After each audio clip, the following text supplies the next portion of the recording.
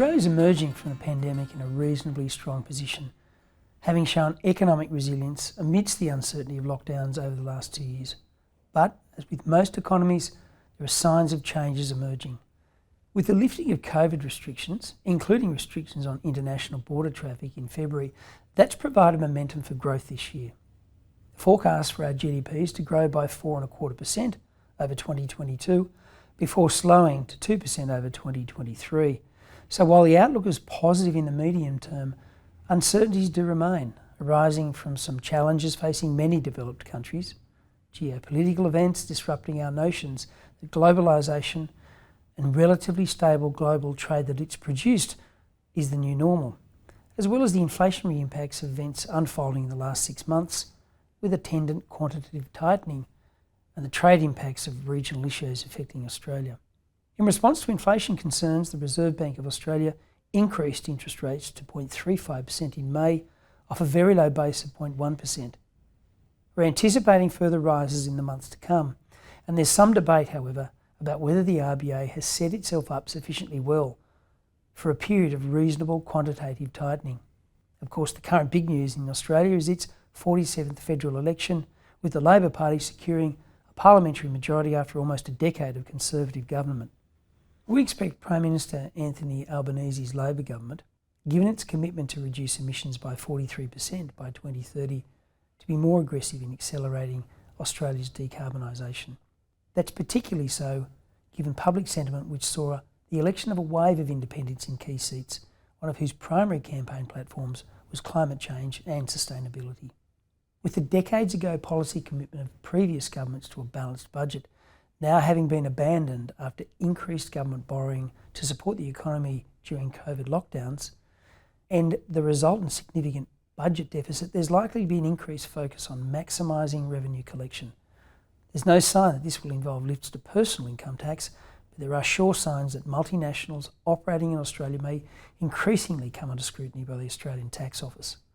Increased tax regulatory scrutiny will be the new normal.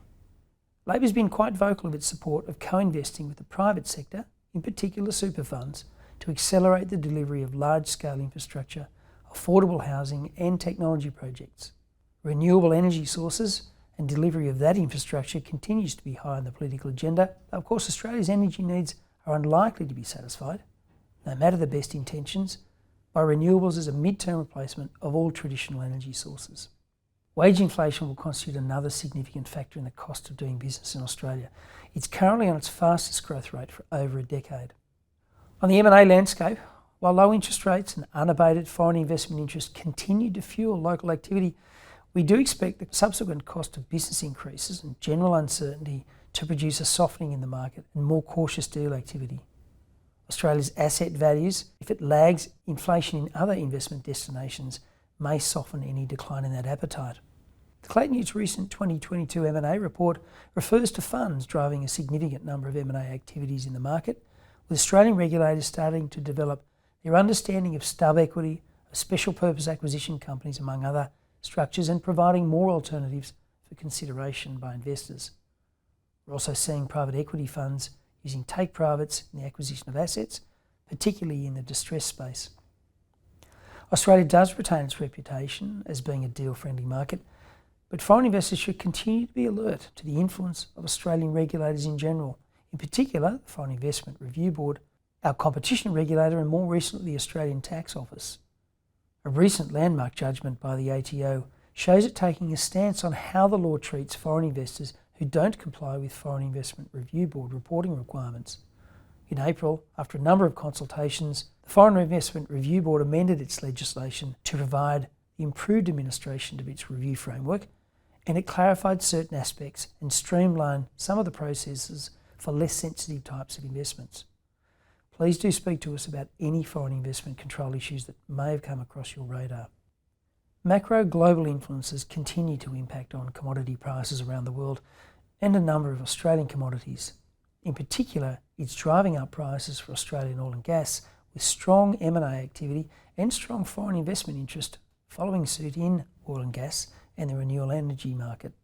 Higher prices for some other commodities, such as gold and battery minerals, are stimulating additional investment in exploration and production. Business investment in non-mining sectors, however, continues, as well as the potential for rebound in non-residential construction investment, obviously subject to confidence off the back of mortgage rate rises and a more normalised immigration landscape after several years of closed borders. There's prospects for higher density residential projects in cities and regional centres. Growth in local fiscal resilience will be supported by recovery in travel and the education export sector now that our international borders have reopened.